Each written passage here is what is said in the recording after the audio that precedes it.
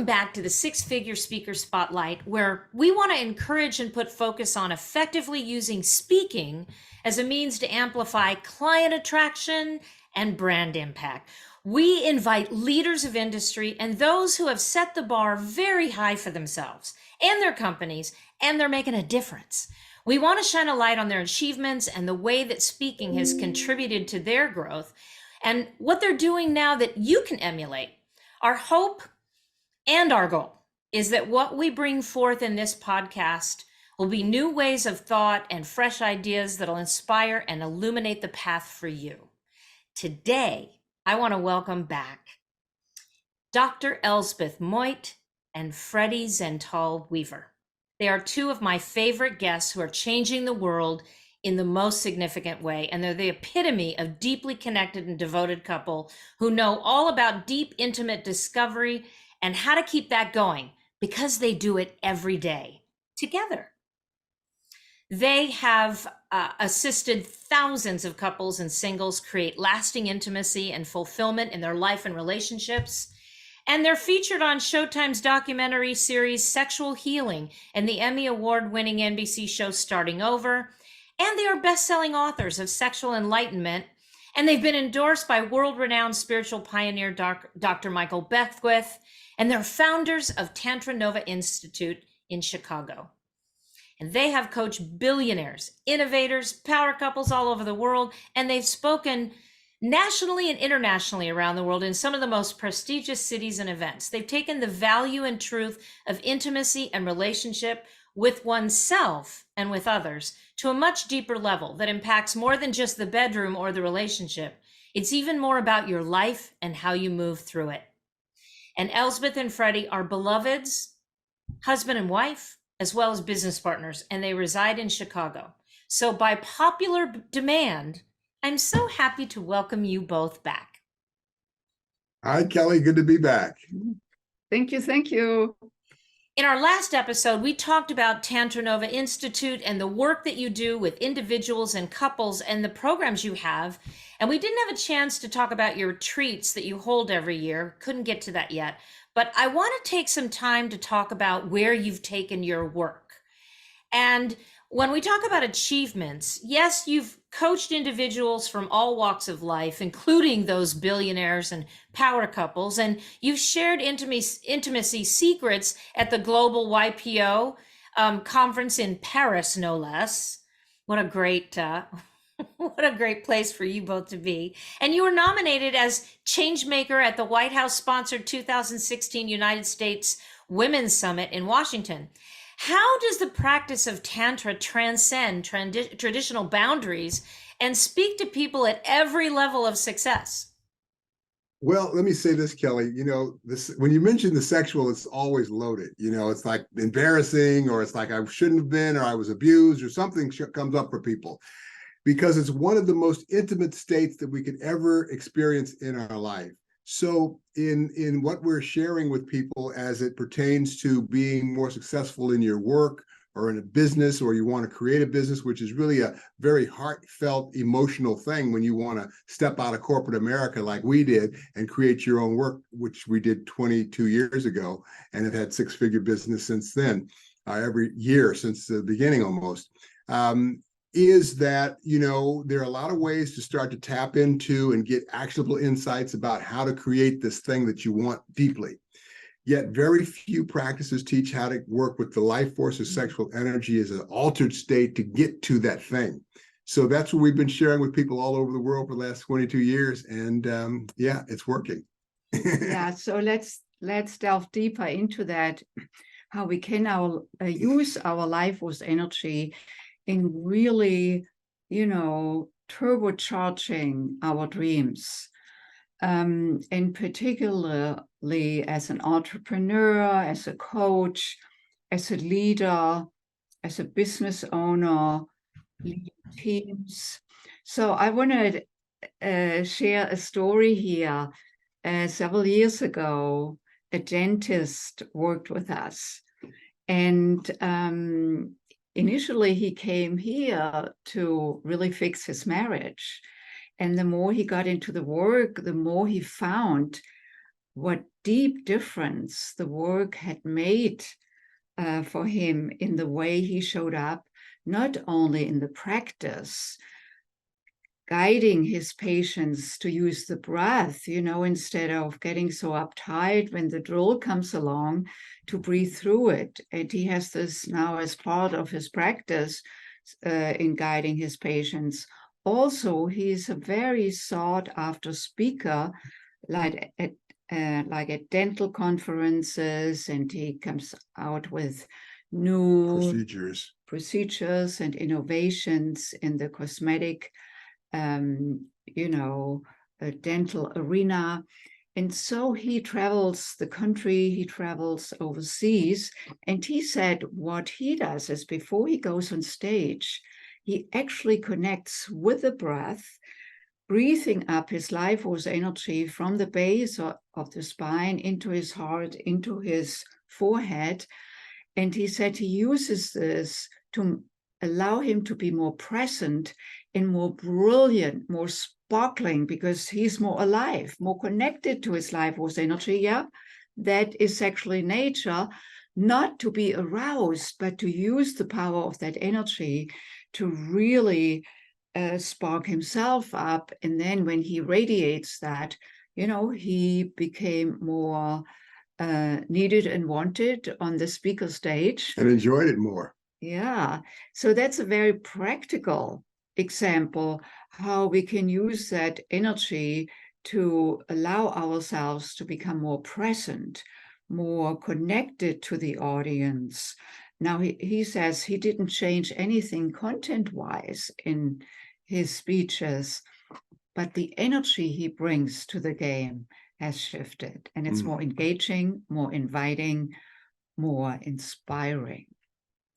It sounds a lot like what you talk about in your book, Infinity Flow, and how that can contribute to a sense of really empowerment and liberation. It sounds like there's really a connection between that and confidence, and not only taking those practices, but feeling more, powerful in what you do. Yeah, Kelley, when we were teaching, you mentioned we were presenting at the YPO European conference in Paris a few years ago. And with the group, one of the things I mentioned was at that time, Sir Richard Branson had decided for his 4,000 employees that they could take time off whenever they wanted for as long as they wanted. And what they found statistically is that really created employees that worked harder, that were more creative, and that stayed longer recidivism.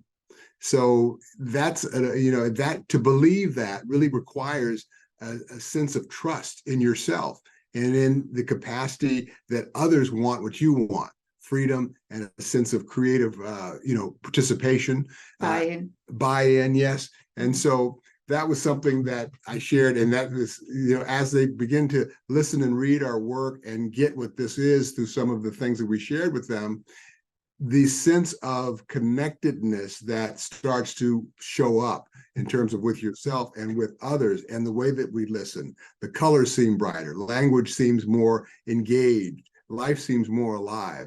And those are just some of the simple benefits. But the clarity of listening deeply to your own desires and the stories that we make up that often are the antithesis of what we most deeply say we want is what starts to show up in terms of a very practical approach to shifting something that, as we've done therapy, we've done meditation walks, done all these different things, but very few teach how to work with what's happening in this altered state in the sexual.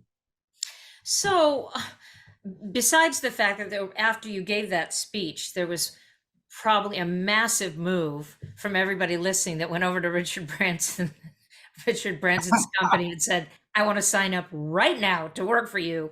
Well, what actually, role do you have?" These were all CEOs that ran their own businesses of $50 million a year or more. So they were kind of already in the trenches with their own work, which was great because then they could affect the same idea of seeing what they want for themselves and how other employees would want that too, and really having a very successful business. It's just a fabulous move. It's really Yeah. intriguing. What a great move to make. So tell me then on a practical level and on a smaller level, how can entrepreneurs and business leaders integrate the principles of Tantra into their leadership styles, for a more connected and effective approach? What would your advice be? Yeah, that's a great question. Now, given that we are entrepreneurs as well, we are speakers, we are coaches, we are leaders. So all of that, what we are teaching, has gotten amplified within each of us and how we, even work together.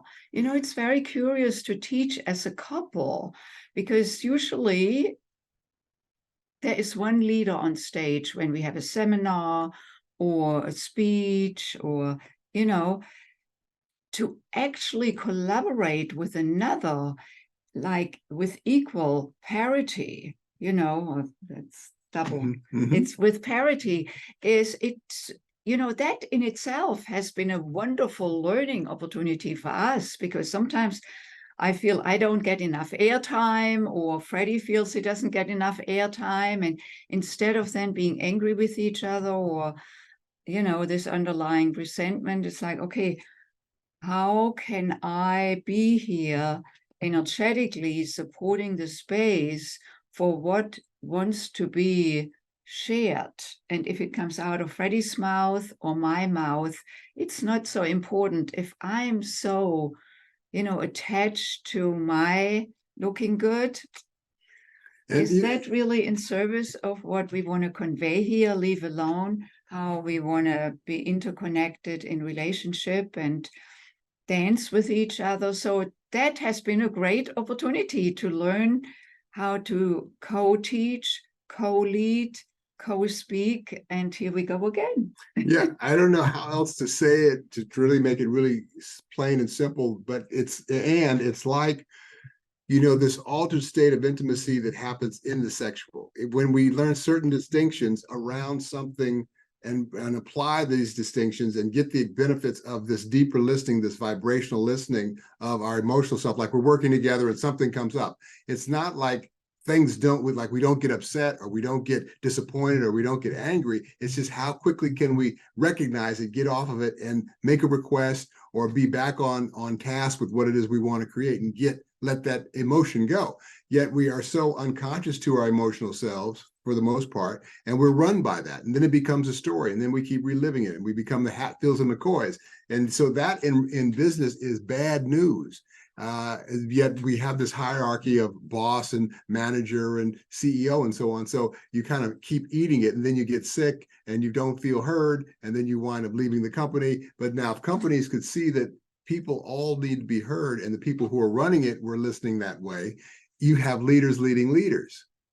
And that's a whole nother dynamic of how you can be successful in business. And like one of the things that this particular dentist that Elsbeth mentioned earlier is he's talking about how to have profit share for all of his employees. And he's got a multi-million-dollar business.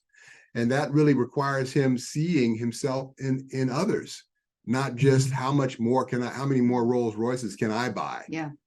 So let's come back to how we can use that energy to fuel ourselves, to show up as the speaker we want to show up as the leader we want to be, because that is, running a business. It's like you're a leader every day, no matter how many team members you have. But it is, not only staying with the ball, but also how can we expand or, reach a different population, or, deepen that what we already offer, because we continually learn.